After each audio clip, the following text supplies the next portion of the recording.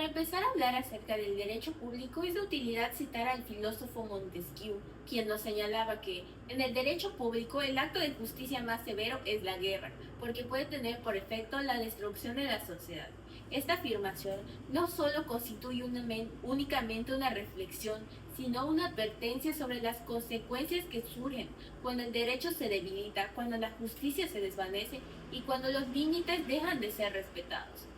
El derecho no es solo un conjunto de normas, es ante todo un instrumento de justicia. A través de él se busca equilibrar las relaciones humanas, proteger a los más vulnerables y establecer límites frente a los sectores dominantes. Sin embargo, trasladar esta idea al ámbito internacional, nos encontramos ante un escenario aún más complejo: el derecho internacional público. Este se trata de un orden jurídico en el que los estados, si bien no son soberanos, no son absolutos. Por el contrario, se encuentran sujetos a un conjunto de normas que hacen posible la convivencia y la cooperación dentro de la comunidad internacional.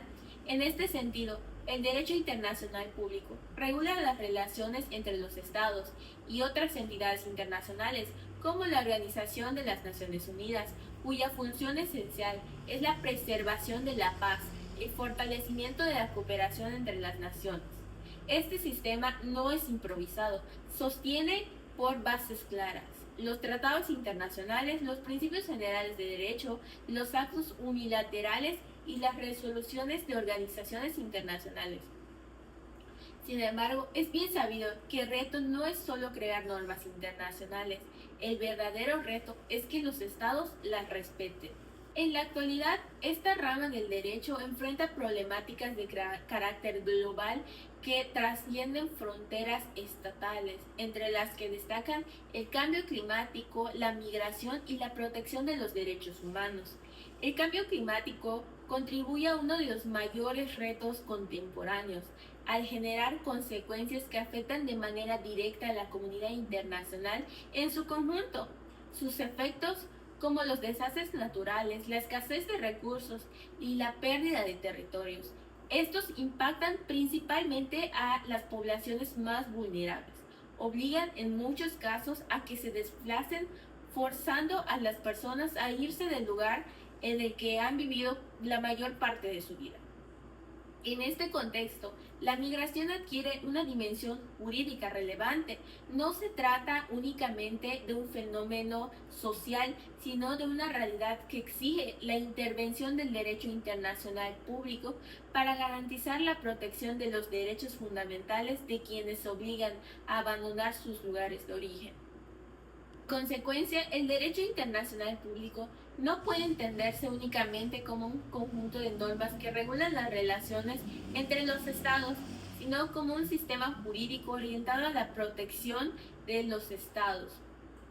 Su eficacia no radica únicamente en su existencia, sino en el cumplimiento, porque cuando el derecho se respeta, se fortalece la paz entre las naciones. Pero cuando se ignoran, las consecuencias trascienden fronteras y afectan a la humanidad en su conjunto.